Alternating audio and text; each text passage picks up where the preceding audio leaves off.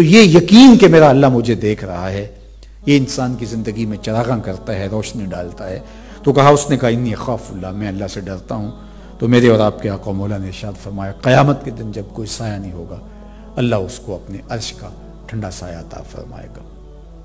چھٹا شخص، وَرَجُلٌ تَصَدَّقَ بِصَدَقَةٍ فَأَخْفَاهَا حَتَّى لَا تَعْلَمَ شِمَالُهُ مَا تُنْفِقُ يَمِينُهُ، وہ شخص جس نے صدقہ کیا اور اتنے مخفی انداز میں کیا کہ جو اس کے دائیں ہاتھ نے کیا، بائیں کو اس کی خبر نہ ہو سکے۔ اس قدر اس نے غریب کی عزت نفس کا خیال رکھا کہ صدقہ دیتے ہوئے کہتے ہیں کہ صدقہ دینے کے بعد اس کی آنکھوں میں آنکھیں نہ ڈالو، کہ اس کو خفت شرمندگی نہ اٹھانی پڑے، خاموشی سے دو، اس کی آنکھوں میں نہ دیکھو۔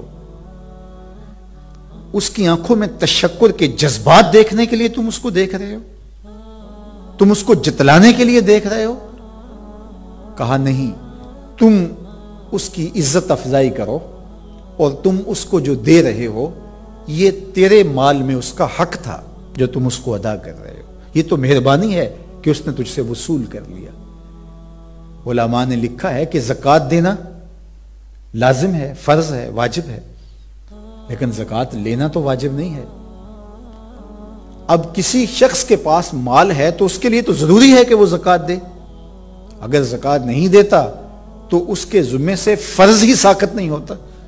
لیکن اگر زکوٰۃ لینے والا انکار کر دے کہ میں نہیں لیتا، میں جیسے تیسے بھی کاٹ لوں گا، تو زکوٰۃ لینے والا زکوٰۃ لینے سے انکار کر دے، چونکہ وہ لینے پہ مجبور تو نہیں ہے، وہ اگر کہے کہ میں نہیں لیتا، میں جیسے تیسے بھی گزر کروں گا، تو اس کے لیے تو لینا ضروری نہیں ہے، لیکن دینے والے کے لیے دینا تو ضروری ہے، تو پھر زیادہ مجبور تو یہ ہوا نا۔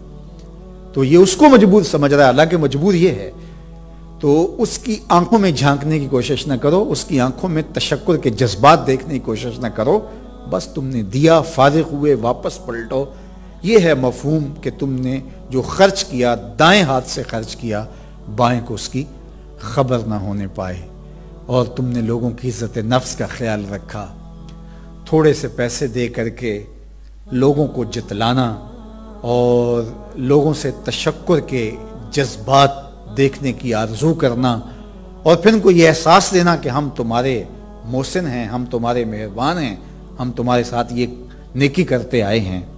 یا ایھا الذین آمنوا لا تبطلوا صدقاتکم بالمن والاذی، جتلا کر اور کسی کو اذیت پہنچا کر اپنے صدقوں کو باطل نہ کرو، صدقے باطل ہو جاتے ہیں۔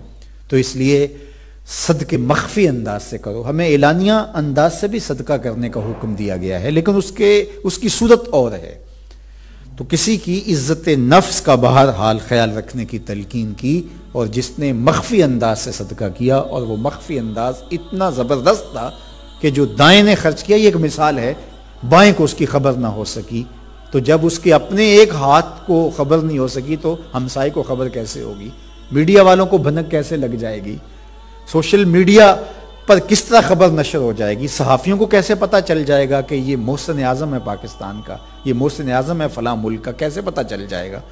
تو کہا کہ خبر نہ ہوئی، تو پھر کیا ہوا؟ قیامت کے دن جب کوئی سایہ نہیں ہوگا، اللہ اس کو اپنے عرش کا ٹھنڈا سایہ عطا کرے گا۔ آخری بات اور آخری شخص، ساتواں شخص، فرمایا وَرَجُلٌ ذَكَرَ اللَّهَ خَالِيًا فَفَاضَتْ عَيْنَاهُ، وہ شخص جس نے تنہائی میں اللہ کا ذکر کیا، اللہ کا ذکر کیا، اللہ کو یاد کیا۔ ذکر یاد کرنے کو کہتے ہیں۔ حقیقت الذکر رفع الغفلہ، ذکر کی حقیقت غفلت کا زائل ہو جانا۔ تو تنہائی میں بیٹھا، کوئی پاس نہیں تھا، تو اس کو یہ یاد آیا کہ میرا کوئی معبود ہے اور میں اس کا بندہ ہوں، میری ہزار کوتاہیوں کے باوصف وہ میرے پہ کرم نوازیاں کرتا ہے، مجھے زندگی عطا کی ہے، میرے پہ کرم نوازیاں کی ہیں، مجھے مال و دولت سے نوازا ہے، مجھے اولاد سے، صحت سے، عافیت سے مالا مال کیا ہے، میں اس کا محتاج ہوں، اس کی عبادت کا حق بھی نہیں ادا کر سکتا، اس کے باوجود اس کی کم نوازیاں میرے اوپر کتنی ہیں۔ تو یاد کرتے کرتے، اس کا ذکر کرتے کرتے، تسبیح کرتے کرتے، تحلیل اور استغفار کرتے کرتے، اللہ کی یاد کا ایسے غلبہ ہوا، اپنی بے بسی اور اس کی کرم نوازیوں کا ایسا خیال آیا کہ بے اختیار اس کی آنکھوں میں آنسو ٹپک آئے کہ میرا اللہ کتنا کریم ہے۔ تو میرے حضور نے فرمایا کہ وہ بہا ہوا آنسو جو یاد الہی میں، خوف الہی میں، خشیت الہی میں اس کی آنکھ سے ٹپکا، وہ اس آنسو کا اللہ مول ڈالے گا۔ اس کا وزن ہے، کتنا وزن ہے؟ قیامت کے دن جب کوئی سایہ نہیں ہوگا، اللہ اس آنسو کے بدلے میں اس شخص کو اپنے عرش کا ٹھنڈا سایہ عطا فرمائے گا کہ تو میری یاد میں ایک بار رویا تھا۔ ایک روایت میں آتا ہے کہ کوئی شخص اللہ کی یاد میں، اللہ کے ذکر میں، اللہ کی خشیت میں، اس کی محبت میں رویا، اور رونے کی وجہ سے اس کی آنکھ سے صرف اتنا پانی نکلا جس سے اس کی آنکھ کے جو بال ہیں وہ تر ہو گئے، یا ایک روایت میں مکھی کے سر کے برابر پانی نکلا، تو اللہ تعالیٰ اس پہ آتش دوزخ حرام کر دیتا ہے۔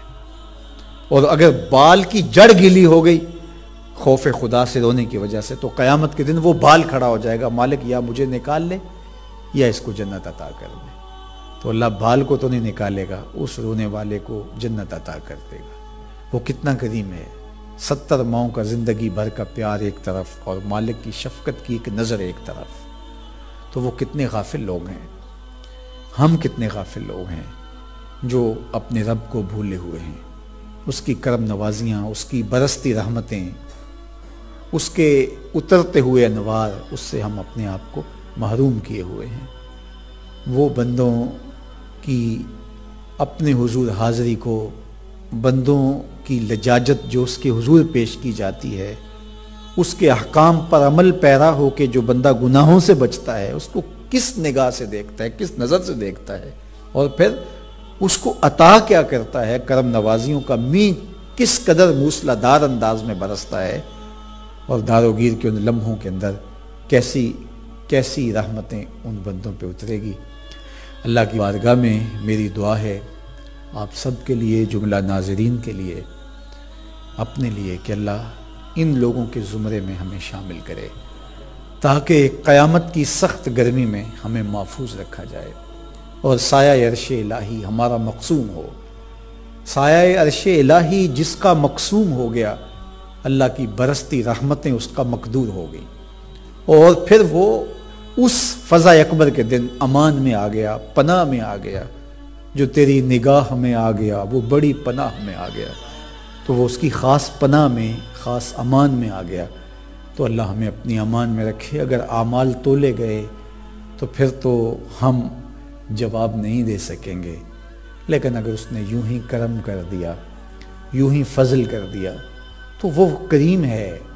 قرآن مجید میں ایک موقع پہ کتنے خوبصورت انداز میں گناہگاروں کے دل کو تسلی دیتے ہوئے کہا، ما یفعل اللہ بعذابکم، وہ تمہیں عذاب دے کے کیا کرے گا؟ اگر تم شکر ادا کرتے رہو، اس کی بندگی بجا لاتے رہو، تو وہ تو تمہارا رب ہے،